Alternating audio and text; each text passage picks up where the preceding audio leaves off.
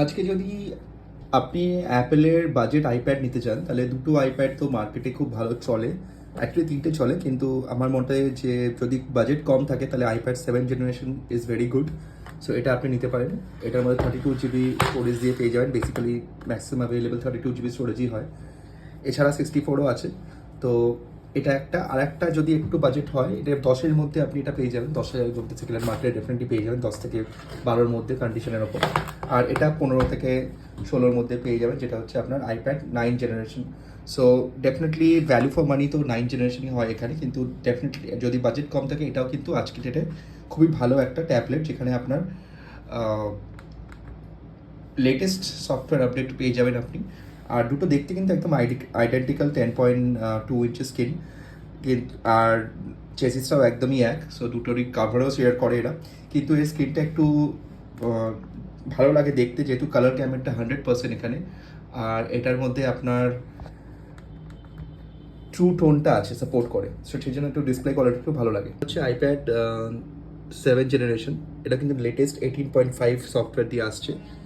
আর 2025-এ দাঁড়িয়ে এটাও কিন্তু আপনার আইপ্যাড 9 জেনারেশন 18.5 সফটওয়্যার দিয়ে আছে। তো লুক অ্যান্ড ফিলে কোনো ডিফারেন্স হবে না, যদিও এটা হালকা একটু আমার মনে হয় হালকা একটু স্লাইটলি স্লিম, কিন্তু বোঝা যায় না। আর এমনি বাকি সফটওয়্যার এক্সপিরিয়েন্স দুটোর মধ্যে একদম সেম। আর এর মধ্যে রয়েছে আপনার A10 সিরিজের A10 চিপ। কিন্তু A10 চিপ আজকে ডেটে খুব ভালো একটা প্রসেসর, যেখানেও কিন্তু কোনো ল্যাগ বা জিটার আমি কিন্তু ফিল করিনি।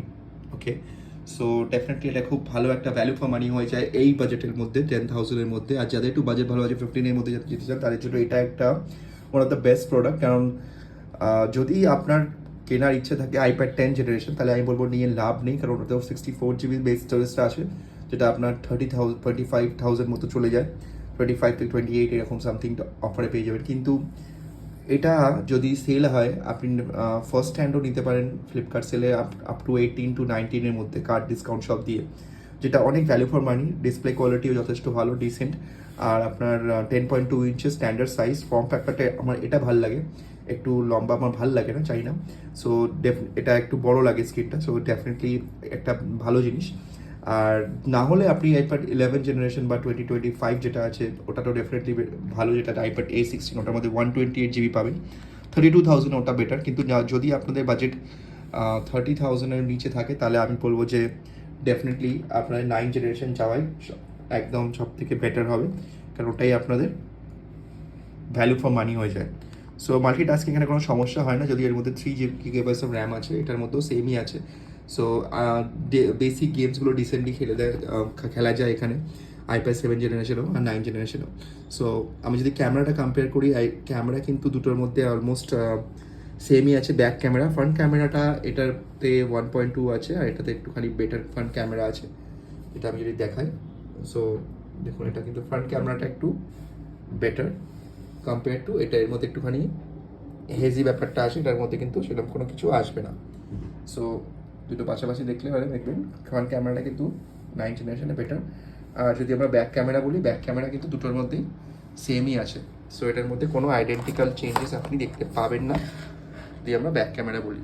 সো দেখুন, এই হচ্ছে এটার ব্যাক ক্যামেরা, আর এটার ব্যাক ক্যামেরাটাও আমরা যদি চেক করি, অলমোস্ট সেম কোয়ালিটি পাবেন। স্যার ব্যাটারি ব্যাকআপও দুটোর মধ্যে সেমই আছে। এটার মধ্যে 8800 mAh ব্যাটারি আছে, আর এটার মধ্যে আপনার 8500, কিন্তু সফটওয়্যার অপটিমাইজেশনের জন্য এটা একটুখানি ব্যাটারি ব্যাকআপটা ভালো দেয়, কারণ এর মধ্যে আপনি পাবেন A13 চিপ, যেটা একটু ব্যাটারি কম কনজামশন করে, কারণ এটা 7 ন্যানোমিটারের চিপ। এটা কিন্তু 16 ন্যানোমিটারের A10 চিপ। এটা একটুখানি বেশি হলেও তবুও আপনার 10 ঘন্টা তো অ্যাপেল বলে ক্লেম করে, 7-8 ঘন্টা আপনি আরামসে করতে পারেন। যদি আপনি গেম প্লে বলেন, তাহলে গেম প্লেতে 4 ঘন্টা 5 ঘন্টা আপনি টানা গেম খেলতে পারেন, এটাতে কোনো ব্যাটারি সমস্যা হয় না। আর এই ব্যাটারিটা যেটা আছে, এগুলো আপনি যদি ল্যাপটপে লাগিয়ে চেক করতে পারেন ট্রিউ টুলস দিয়ে, যে কত ব্যাটারি আপনার লাইফ আছে, হেলথ আছে, যেটা আইফোনে নর্মালি দেখায়, ট্যাবলেটে ওই ট্রিউ টুলস কানেক্ট করে দেখতে হয়। সেখানে আপনি এইটার হেলথ আমাদের 2 বছর ইউজ করার পর 86% আছে।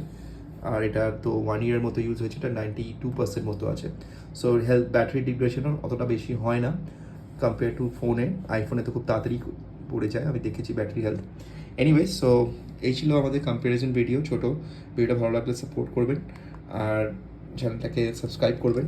Thank you guys. আর look and feel like I said it's dated, তো এখনও লাগে না, যথেষ্ট ভালোই লাগে আমাদের লুক অ্যান্ড ফিলটা। আর ডেফিনেটলি অ্যাপেলের লোগোটা সুন্দর লাগে, আর একটু আমার কাছে সেম কালারের আছে। সো যদি পেছন থেকে বা অন না করে কেউ দেখে তো ডেফিনেটলি কোনো ডিফারেন্স বুঝতেই পারবে না, একদমই দুটো আইডেন্টিক্যাল লাগে। সো থ্যাংক ইউ গাইজ, ভালো থাকবেন, চ্যানেলটাকে সাপোর্ট করবেন। আর কোনো ভিডিও দেখতে চাইলে আমাকে চ্যানেলে কমেন্ট করে জানাবেন। Thank you guys.